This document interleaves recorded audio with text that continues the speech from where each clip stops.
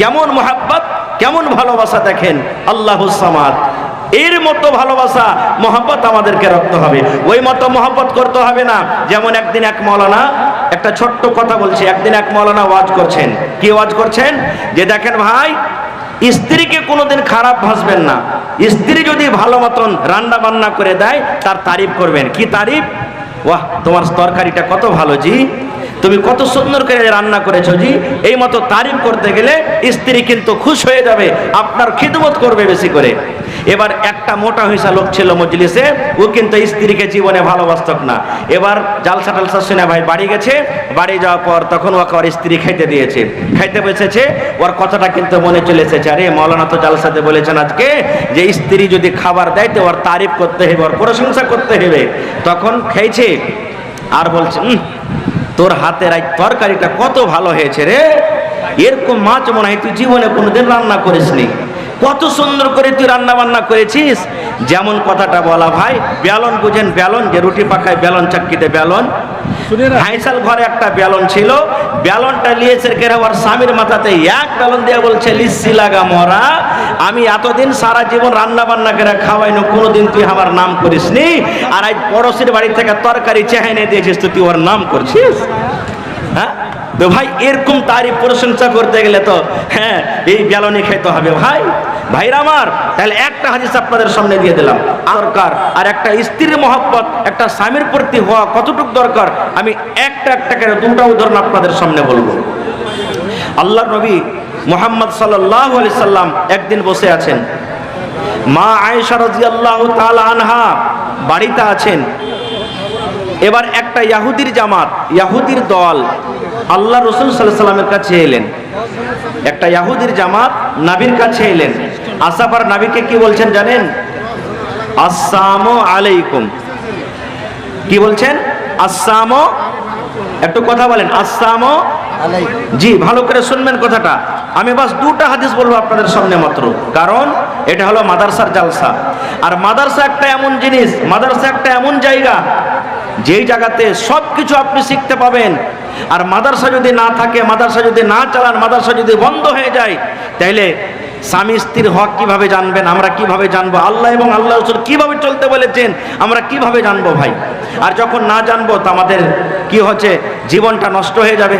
আমার শাইখে মুহতারাম বসে আছেন, জিজ্ঞাসা করেন, তারা দানা বিনা মানুষ। 100টা যদি কেস দেখবেন আপনি কোর্টে, যদি 100টা থানাতে কেস আছে, তো 100টার মধ্যে 90-95টা কেস শুধু স্বামী স্ত্রীর তালাক এবং ঝগড়া সম্পর্কে আছে। দেখবেন 100টার মধ্যে 90-95টা কেস। আমরা আপনার সাথে দেখা হয় তখন আমি কি দিই? আসসালামু আলাইকুম, নাকি আসসালামু আলাইকুম।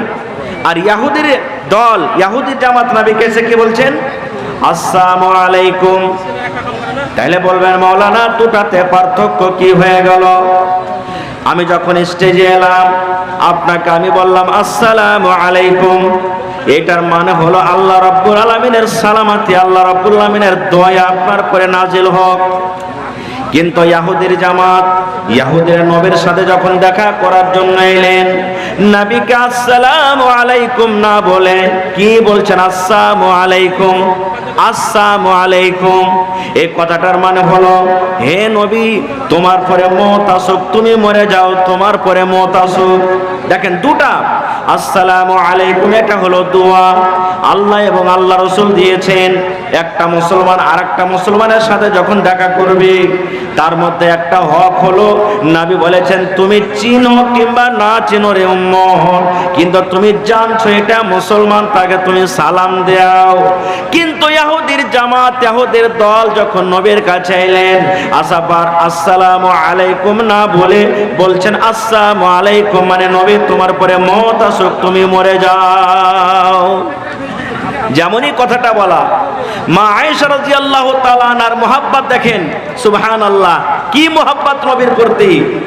মা আয়েশা কিন্তু কথাটা শুনছেন আর কথাটা বুঝাও নিয়েছেন। যেমনই বুঝারি, আমার স্বামীকে তো ইহুদিরা গাল দিয়েছে, আমার স্বামীকে তো সালামের নামে जी जी जी कुछ बोलेंगे तब ना लेंगे भाई, हाँ बोलिए। তো কেমন মোহাব্বত ভালোবাসা মা আয়েশা রাদিয়াল্লাহু তাআলা আনহা বুঝে নিয়েছেন। এবার মা আয়েশা রাদিয়াল্লাহু তাআলা আনহাকে বলছেন, এই ইহুদির দল তোরা শুন রে, ওয়া আলাইকুমুস সালাম ওয়া লাআনা, আমার নবী তো তোদেরকে কোনো দোষ করেনি, আমার নবী তোদেরকে কোনো গালি দেয়নি, আমার নবী তোমাদেরকে কোনো রকমের কুভাষাতে কথা বলেনি, আমার নবী তোদের সাথে কোনো ঝগড়া করেনি, লড়াই করেনি। তবে আমার নবীকে কেন তোরা বদদুয়া দিলি রে, আমার স্বামীকে কেন তোরা বদদুয়া দিলি? এবার মা আয়েশা রাদিয়াল্লাহু তাআলা আনহা উত্তর কি বলছেন, ওয়া আলাইকুমুস সালাম ওয়া লাআনা, হে ইহুদির দল, আমার নবীকে বলছিস তোরা তুই মরে যা, তুই মরে যা, তোর পরে যেন মওত আসুক। আমার নবী মরবে কেন রে? হে ইহুদির জামাত, তোদের পরে আল্লাহর মওত আসুক, তোরা মরে যা, তোরা মরে যা, তোদের পরে মওত আসুক, তোরা মর, এবং তোরা হালাক হয়ে যা, তোর পরে লানত বর্ষুক। দেখেন কেমন মুহাব্বত, কেমন ভালোবাসা, দেখেন আল্লাহুস সামাদ। এর মতো ভালোবাসা মোহাব্বত আমাদেরকে রাখতে হবে, ওই মতো মোহাব্বত করতে হবে না। যেমন একদিন এক মাওলানা, একটা ছোট্ট কথা বলছি, একদিন এক মাওলানা ওয়াজ করছেন। কি ওয়াজ করছেন? যে দেখেন ভাই, স্ত্রীকে কোনোদিন খারাপ ভাসবেন না, স্ত্রী যদি ভালো মতন রান্না বান্না করে দেয় তার তারিফ করবেন। কি তারিফ? ওয়াহ, তোমার তরকারিটা কত ভালো জি, তুমি কত সুন্দর করে রান্না করেছো জি। এই মতো তারিফ করতে গেলে স্ত্রী কিন্তু খুশ হয়ে যাবে, আপনার খিদমত করবে বেশি করে। এবার একটা মোটা হইসা লোক ছিল মজলিসে, ও কিন্তু স্ত্রীকে জীবনে ভালোবাসত না। এবার জালসা টালসা শুনে ভাই বাড়ি গেছে, বাড়ি যাওয়ার পর তখন ওকে ওর স্ত্রী খাইতে দিয়েছে, খাইতে বসেছে, ওর কথাটা কিন্তু মনে চলে এসেছে, আরে মাওলানা তো জালসাতে বলেছেন আজকে যে স্ত্রী যদি খাবার দেয় তো ওর তারিফ করতে হবে, ওর প্রশংসা করতে হবে। তখন খেয়েছে আর বলছে, তোর হাতের এই তরকারিটা কত ভালো হয়েছে রে, এরকম মাছ মনে হয় তুই জীবনে কোনোদিন রান্না করিসনি, কত সুন্দর করে তুই রান্না বান্না করেছিস। যেমন কথাটা বলা ভাই, বেলন বুঝেন, বেলন যে রুটি পাকায় বেলন, চাক্কিতে বেলন, হাইসাল ঘরে একটা বেলন ছিল, বেলনটা লিয়েছে কেরা ওর স্বামীর মাথাতে এক বেলন দিয়ে বলছে, লিসি লাগা মরা, আমি এতদিন সারা জীবন রান্না বান্না করে খাওয়াইনো, কোনোদিন তুই আমার নাম করিসনি, আর আজ পড়োশির বাড়ি থেকে তরকারি চেহাই নিয়ে দিয়েছিস, তুই ওর নাম করছিস। হ্যাঁ তো ভাই, এরকম তারই প্রশংসা করতে গেলে তো হ্যাঁ এই বেলনই খাইতে হবে ভাই।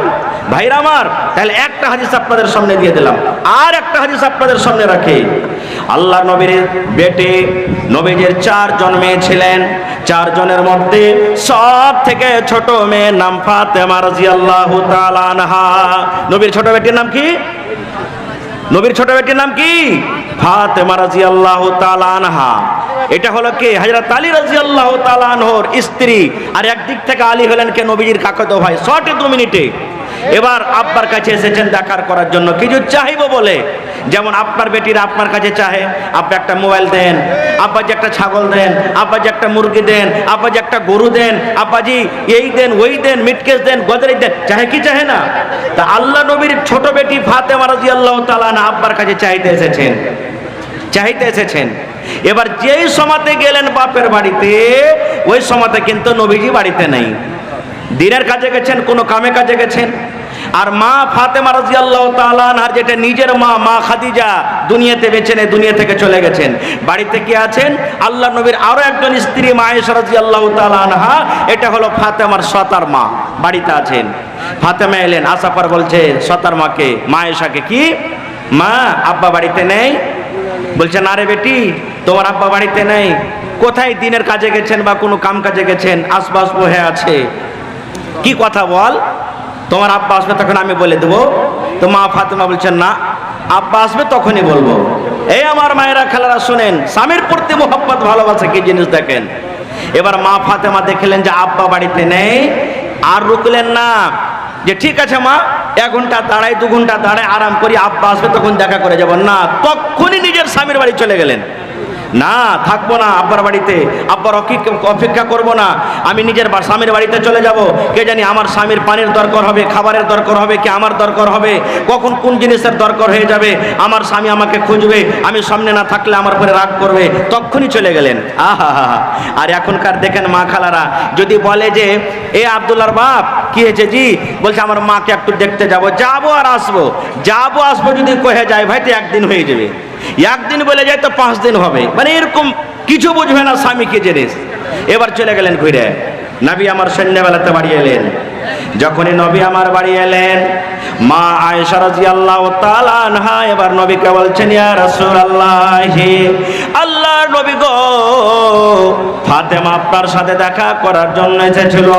আপনার কলেজার টুকরা ফাতেমা, আপনার ভালোবাসা বেটি ফাতেমা আপনার সাথে দেখা করার জন্য এসেছিল গো নবীজি।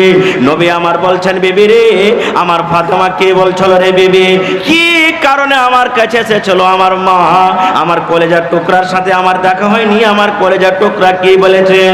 এই আমার ভাইয়েরা মায়েরা শোনেন, যখন কথাটা বলা, মা আয়েশা বলছেন, ইয়া রাসূলুল্লাহ, আমাকে বলে যায়নি। কি দরকার এসেছিল ফাতেমা? আমাকে কিচ্ছু জানেনি, আব্বাকে বলবো বলে চলে গেছেন। এবার নবী আমার বাড়িতে আর থাকলেন না, একবারে সাথে সাথে বেটির বাড়ি হাঁটা দিয়ে দিলেন। আহারে, আমার বেটি আমার সাথে দেখা করার জন্য এসেছিল, কিন্তু আমার মায়ের সাথে দেখা হলো না। এবার নবীজি তাড়াতাড়ি করে নিজের বেটির সাথে দেখা করার জন্য চলে গেলেন। এবার রাত কিন্তু হয়ে গেছে। এবার হযরত আলী এবং ফাতেমা তারা বিছানায় কিন্তু শুয়ে গেছে। এবারে নবীজি দুয়ারে ডাক দিচ্ছেন, ফাতেমা ও আলী, তোমরা কে বাড়িতে আছো? কারণ আল্লাহ বলেন, নবী বলেছেন, ওয়াপারের বাড়িতে যখন তুমি ঢুকবে, তুমি পারমিশন নিয়ে নাও, ইজাজত নিয়ে নাও। তোমার বেটির বাড়ি হোক, জামাইয়ের বাড়ি হোক, তাও তোমাকে অনুমতি নিয়ে যেতে হবে। নবীজি দুয়ারে দাঁড় হয়ে বলছেন, ফাতেমা তুমি কে বাড়িতে আছো? মা আলী বাবা তুমি কে বাড়িতে আছো? যেমনই আব্বার কথা শুনলেন, ফাতেমা বলছেন, আব্বা আমরা বাড়িতে আছি। দয়ার নবী বলছেন, আমার জামাই আলী কই? বলছে, আব্বা গো, আপনার জামাই আলী বিছানায় শুয়ে আছে। আমার নবী বলছেন, ফাতেমা রে, তোমরা দুজন বিছানায় শুয়ে থাকো, যেভাবে তোমরা দুজন বিছানায় শুয়ে আছো এইভাবে থাকো, আমি নবী তোমাদের ঘরে আসছি। মা ফাতেমা বলেন, এবার আমার আব্বাকে আসার অনুমতি দিয়ে দিলাম।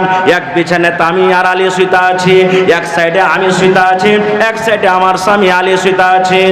আমাদের দুজনের মধ্যখানে আমার দয়ার নবী আমাদের দুজনের মধ্যখানে এবার বসে গেলেন। বসে যাওয়ার পর শর্টে বলছি বন্ধুরে, এবার নবী বলছেন, ফাতেমা আমি নাকি শুনলাম রে মা, তুমি আমার সাথে দেখা করার জন্য গিয়েছিলে। ফাতেমা তুমি কি দরকার আমার কাছে গিয়েছিলে রে মা? কি তোমার দরকার ছিল? কি জন্য তুমি আমার সাথে দেখা করার জন্য গিয়েছিলে রে মা? তুমি বলো তো। এই আমার মায়েরা ভাইয়েরা শুনেন, যখন কথাটা বলা, মা ফাতেমা রাদিয়াল্লাহু তাআলা আনহা এবার নিজের হাতখানা এরকম ভাবে আব্বাকে দেখাচ্ছেন, আব্বা গো, এই যে আপনি আমার হাতের দেখে দেখেন গো আব্বা জান, এই যে আপনি আমার হাতখানা দেখেন। এবার দয়ার নবী যখন হাতখানা দেখলেন, ফাতেমার হাতে কিন্তু ফোঁসা পড়ে আছে। আপনারা জানেন, কোদল যদি মাঠে চালাইতে যান, কোদল চালাইতে চালাইতে হাতে ফোঁসা আছে না? আছে না? আপনি যদি বাঁশ কাটতে চলে যান, বাঁশ কাটতে কাটতে আপনার হাতে ফোঁসা আছে কিনা? এই মতো বলছে, আব্বা জান দেখেন আমার হাতখানা। দয়ার নবী দেখছেন হাতে কিন্তু ফোঁসা পড়ে আছে, কত ফোঁসা গলে গেছে, কত ফোঁসা হয়তো সাদা সাদা হয়ে আছে। এবার নবী বলছেন, ফাতেমা কি ব্যাপারটা রে মা, তোমার হাতে গলা দাগ কেন? তোমার হাতে কেন গলা ফোঁসা? কি কারণে তোমার হাতে ফোঁসা এসেছে রে মা? এবার ফাতেমা বলছেন, আব্বা গো, আপনার জামাইয়ের বাড়িতে আমি এসেছি গো আব্বা। আমি জাতা পিছে পিছে, ইন্দারা থেকে পানি তুলে তুলে জাতা পিছে পিছে আমার স্বামীর বাড়িতে কাম কাজ করে করে আমার হাতে ফোঁসা পড়ে গেছে। তাই আপনার কাছে আমি গিয়েছিলাম। আমি শুনলাম আপনি লড়াই করে যুদ্ধ করে অনেক দাস দাসী পেয়েছেন।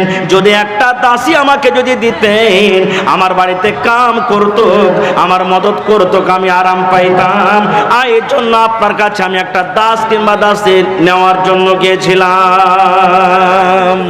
ভাই আমার, দাস দাসী আনার জন্য আমি গিয়েছিলাম। এবার নবীজি তার বদলতে কি বলছেন তাকে জানেন? আমি ওদিকে যাব না খো, কারণ কথাটা লম্বা হয়ে যাবে। আমি পয়েন্ট আপনাকে শুধু এটা আমি দেখাতে চাই। কি পয়েন্ট দেখাতে চাই? ফাতেমাটা কে? কে ফাতেমাটা? এই আমার মায়েরা খেলারা শুনেন, ফাতেমাটা কে? আল্লাহ রাসূল বলেছেন, মহিলারা জান্নাতে যাবে, যে নারীরা, যে মহিলারা জান্নাতের ভিতরে যাবে, আমার দয়ার নবীর বেটি ফাতেমাও জান্নাতের ভিতরে যাবেন রে, ফাতেমাও জান্নাতে যাবেন। কিন্তু শুধু ফাতেমা জান্নাতে যাবেন না, নবী আমার বলেছেন, যত মহিলারা জান্নাতের ভিতরে যাবেন, যত নারীরা জান্নাতের ভিতরে যাবেন, সমস্ত নারীদের সরদারনি হবেন আমার বেটি ফাতেমা। এ ভাই, যে মহিলা মহিলা জান্নাতের ভিতরে যাবেন, যে মহিলা জান্নাতের ভিতরে সমস্ত মহিলাদের সর্দারনি হবেন, এরকম মহিলা স্বামীর বাড়িতে কাম কাজ করে হাতে খোঁচা ফেলে দিতেন। ফাতেমাটা কে? নবীজি 10 জন মানুষের নাম নিয়েছেন জান্নাতে যাবে, যাকে আশরায়ে মুবাশশারা বলা হয়েছে। এই আলী, এই উমর তুমি জান্নাতে যাবে, আবু বকর তুমি জান্নাতে যাবে, উসমান তুমি জান্নাতে যাবে, সাদ তুমি জান্নাতে যাবে, সাঈদ তুমি জান্নাতে যাবে। এই করে করে নবী বলেছেন আলী তুমি জান্নাতে যাবে রে। এই ভাই মুসলমান, দুনিয়াতে জান্নাতের সার্টিফিকেট পেয়েছেন, হযরত আলী জান্নাতের ভিতরে যাবেন, দুনিয়াতে খুশখবরি পেয়েছেন। এরকমই জান্নাতি লোকটার স্ত্রী হলেন কে? ফাতেমা রাদিয়াল্লাহু তাআলা আনহা, যে নিজের স্বামীর বাড়িতে কাম কাজ করে করে হাতে খোঁচা ফেলে দিতেন। আহা ভাই আমার, আমি কথার দিকে যাব না, কিন্তু এই মতো শেখায় যদি আজকে আমাদের বেটিরা আমাদেরকে করেন, গার্জিয়ানকে করে, মাগে কোন মিনসার বাড়িতে বিয়ে দিলে গে মা, সব সময়তে কাম কাজ করতে করতে মা জান চলে গেল, আমরা কি করব? ঠিক আছে বেটি তুই কোন রকম এই বেকার আয় তো বাড়ি। মায়ের কথা শুনে চলে গেল বাড়ি। বলছে এক কাজ কর, জামাইকে ফোন দে যে আমাকে আনতে এসো। 5 দিন বাদ ফোন দিয়েছে, আজ তুমি আনতে আসবে না? যেমনই আনতে এসেছে, 2টা লোককে ফিট করে রেখেছে। এই মরার বেটাকে একটা খুঁটিতে ঘরের ভিতরে ধরে পান, ইয়ার বাড়িতে আমার বেটি চলতে পারবে না। যেমনই বেঁধে দিলে ভাই বলছে ফোন কর তোর বাপকে, মরার বেটা মরা 5টা লোক আসবে, 3 লাখ টাকা তোকে দিয়েছি, 2 লাখ খরচা হয়েছে, 5 লাখ টাকা দিয়ে দিয়ে তালাক করে তুই নিয়ে চলে যায়। এরকম হয়েছে না হয় না? জোরে বলেন হয়েছে না হয় না? 1 মিনিট আর একটা কথা বলবো আপনাদের সামনে। এক বেটি ছেলে বিয়ে হয়ে শ্বশুর বাড়ি গেছে, ওখান থেকে এসেছে, মাকে বলছে মাকে আমি আমার স্বামীর ভাত খেতে পারবো না। বলছে কেন রে বেটি? বলছে ও আর জ্বালা আর সইতে পারি না গো মা, আমি ওর কাছ থেকে তালাক নিয়ে নিবো, আর আমি ওর ভাত খাবো না। মা তখন বুঝতে দিচ্ছে, দেখেন বলছে কি বেটি রে, একটা কাজ রে বেটি, তুই তালাক নিস না, কিন্তু একটা কাজ তুই কর। বেটে বলছে কি গে মা? বলছে বেটি রে তোকে আমি জহর দিয়ে দিচ্ছি রে মা। জহর বলছেন বিষ, বিষ খেলে মানুষ মরবে না মরবে না? বলছে আমি তোকে বিষ দিয়ে দিচ্ছি রে মা, বিষের আমি ফাঁকি তৈরি করেছি, চূড়ান তৈরি করেছি। যখন যখন তোর স্বামী খেতে বসবে, একটু ভাতে দিয়ে দিবি, একটু পানিতে দিয়ে দিবি, একটু একটু করে দিবি। প্রত্যেক দিন 3 টাইমের খানা তেরে মা একটু একটু করে তুই দিয়ে দিবি। খাইতে খাইতে খাইতে খাইতে তোর স্বামী একদিন দুনিয়া থেকে চলে যাবে। কিন্তু মারে শোন, মা শিখিয়ে দিচ্ছে, মারে শোন বেটি রে শোন, যখন তুই তোর স্বামীর বাড়ি এখন যখন চলে যাবে, আর এই স্বামীটাকে তোর যখন বিষ দিবি, খাবারে পানিতে বিষ দিবি, তখন তোর স্বামী যেন তোর পরে শক করতে না পারে যে আমার স্ত্রী আমাকে বিষ খেয়ে মারবে বলে আমার বিষে খাবার দেয়। তাহলে কেমন করে চলবি রে বেটি? বলছে বেটি রে তুই কোনোদিন তোর স্বামীর পরে রাগ করবি না। তোর স্বামী যদি রাগে একটা থাপ্পড় দিয়ে দেয়, খবরদার তুই এর মন ভারী করবি না। হাসি মুখে তোর স্বামীর সাথে উঠা বসা করবি, হাসি মুখে মন খুশি করে তার তুই খেদমত করবি। এরকম ভাবে খুব সুন্দর করে শিখিয়ে দিলে। এবারে স্বামীর বাড়িতে যাওয়ার পর যখন যখন তার স্বামী খেতে বসে, ওই যে মার দেওয়া চূরণ, কত কি আছে ভাই বিষ নাকি মাসিকাল যে বিষ আছে, একটু একটু করে দেয়। আর স্বামীর সাথে একবারে এই চলতে চলতে চলতে এমন মোহাব্বত গাঢ়া হয়ে গেল যে বলার শেষ নাই। এবার 1 মাস 2 মাস পর তখন বাড়িতে এসেছে আবার মায়ের। মা বলছে বেটি রে বল জামাই আর কতদিন জামাইয়ের বাড়িতে থাকবে? কোনো কিছু বুঝতে পারছিস? বলছে মা আর আমি তালাক নেব না, মা তালাক নেব না। আর আমি যে এতদিন জোহর খাওয়াইলাম আমার স্বামীকে, আমার স্বামী তো আর বাঁচবে না, মনে হয় আস্তে আস্তে মরে যাবে। বেটির কথা শুনে মা বলছে বেটি রে কেমন কথা বলছিস? তুই যা বলছিলি ওর ভাত খেতে পারবো না। বলছে মা গে আমার স্বামী এখন আমাকে এত আদর করে গো মা, অফিস থেকে আসে তাও রাগে না, দোকান থেকে আসে তাও রাগে না, মাঠ থেকে আসে তাও রাগে না। মাকে আগেকার মেজাজটা তার পাল্টে গেছে গো মা, এখন আমাকে খুবই ভালোবাসে, খুব মহব্বত করে ভালোবাসে। এই জন্য মা আর তাকে আমি বেশ দেব না মা। কিন্তু আমি যে এতদিন ধরে মাস 2 মাস ধরে একটু একটু করে তাকে বেশ খাইয়েছি মা, কেমন করে এখন কি করব? স্বামীকে যদি আমি বলতে যাই যে তোমাকে আমি বেশ খাওয়াচ্ছি, তবে এই মহব্বত ভালোবাসাটা আবার ভেঙে যাবে। মা একটা মুচকি হাসি দিয়ে বলছে এরে হতভাগা নাদান, তোদের মহব্বত ভালোবাসাকে গাঢ়া করার জন্য মা আমি একটা সামান্য চূরণ দিয়েছিলাম রে, ওই চূরণে কিন্তু বিষ কিংবা জহর ছিল না। তাকবীর। হয়নি, হবে না, হতে পারে না, আমার নবীর সাথে কারো তুলনা। হয়নি, হবে না, হতে পারে না, আমার নবীর সাথে কারো তুলনা। হায়রে তুলনা তো দূরের কথা, ছায়াও মিলে না। হয়নি, হবে না, হতে পারে না, আমার নবীর সাথে কারো তুলনা। ইউসুফকে দেখে যারা আঙ্গুল কেটেছে, তারা কি আমার নবীর রূপ দেখেছে? আরে দেখতো যদি কেটে দিত কলিজাখানা। হয়নি, হবে না, হতে পারে না, আমার নবীর সাথে কারো তুলনা। নারে তাকবীর। ইচ্ছা ছিল ভাই এই বিষয় নিয়ে আলোচনা করবো 1-2 ঘন্টা, কিন্তু সময় খুব কম। আল্লাহ হায়াত রাখেন, এই বিষয় নিয়ে আবার এলাকাতে যদি আসি জি তো কোনোদিন ইনশাল্লাহ শোনাবো। আমার পরে আব্দুল গাফফার সাহেব চলে যাবেন, একবারে খুব তাড়াতাড়ি চলে আসবেন। এই জন্য আপনারা লেট না করে একবারে 15 থেকে 20 মিনিটের মধ্যে আমাকে চট করে এই মাদ্রাসার জন্য, কোরআনের জন্য আপনারা নিজের নিজের দানটাকে দিয়ে দেন ভাই। আজকে আমি এই জায়গাতে প্রথম নতুন এসেছি, এলাকাতে হয়তো আশেপাশে এসেছি, তিতুয়ারিতে এসেছি, এবারও তিতুয়ারি মাদ্রাসা আসবো আল্লাহ যদি নিয়ে আসে তো। তবে আজকে দেখি কোন আল্লাহর এমন বান্দা আছেন কোরআনের জন্য 30 পারা কোরআন 30,000 টাকা একটা লোক দান করবেন। 1 পারা কোরআনের দাম 1000 টাকা। দেখি কোন আল্লাহর বান্দা এরকম আছেন 30,000 টাকা দান করতে পারবেন। দেখি কোন আল্লাহর বান্দা আছেন এলাকাতে 1 কাঠা কিংবা 1 ডিসমিল জমিন এই কোরআনের জন্য, মাদ্রাসার জন্য দান করতে পারবেন। দেখি কোন আল্লাহর বান্দা এরকম আছেন মৌলানা মাদ্রাসার জন্য, দেখছি টিনের ঘর, টিনের বাড়ি, আমি 1000 ইট কিংবা 1000 ইটের দাম আমি দিয়ে দিলাম। মৌলানা আমি 1 গাড়ি 100 সেফটি গিট্টি কিংবা গিট্টির দাম দিয়ে দিলাম। মৌলানা 1 কন্ট্রোল রডের দাম দিয়ে দিলাম, কিংবা 100 সেফটি আমি বালুর দাম দিয়ে দিলাম। দেখি কোন আল্লাহর বান্দা, আল্লাহওয়ালা, কোরআনের সাথে মোহাব্বত করনেওয়ালা কিংবা ওয়ালি কেমন আছেন দেখি। আজকে 10,000 টাকা প্রথমে একটা লোক দান করবেন, 20,000 টাকা একটা লোককে দান করনেওয়ালা আছেন, 50,000 টাকা দেনেওয়ালা কে আছেন।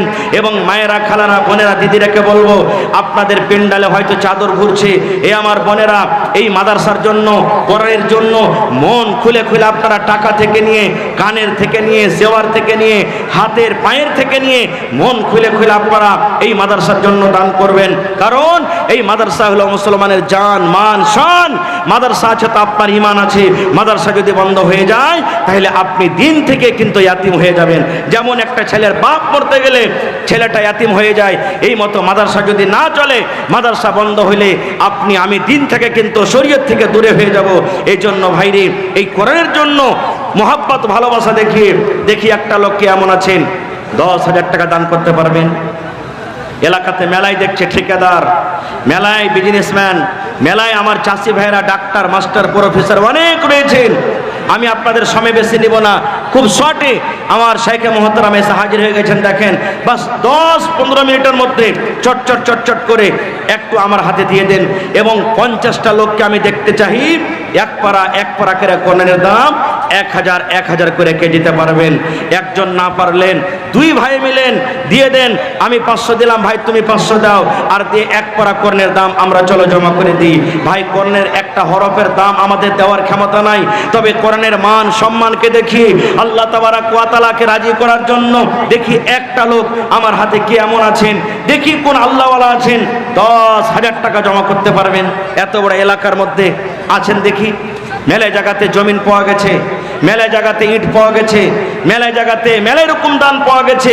আজকে আমার এই গিদ্দাবাড়ি মাদ্রাসাতে দেখি কোনো নওজওয়ান, কোনো যুবক কে এমন আছেন যে মায়ের জন্য, বাবার জন্য, নিজের ছেলে মেয়ের জন্য বা নিজের জন্য 10,000 টাকা, 15,000 টাকা, 20,000 টাকা, 50,000 টাকা কিংবা 1 ডিসমিল জমিন, চাহে জমিন মাদ্রাসার আঞ্জর পাঞ্জর হোক কিংবা কোনো মাঠে ময়দানে হোক। মাশাআল্লাহ, এই দেখেন আমার ভাই माशाल्लाह शफीक आलम साहेब 1000 টাকা इधर मास्टर करीम साहब हैं जी जी दे रहे हैं, देखिए क्या दे रहे हैं। माशाल्लाह আমার ভাই শফিক আলম ভাই 1000 টাকা 1 পারা কোরআনের দাম দিয়েছেন। আমি 50 কলম চেয়েছি 1000 টাকা করে।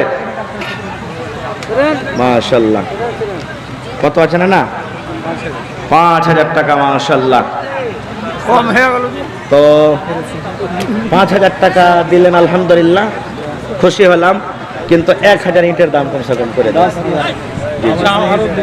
জি জি জি জি।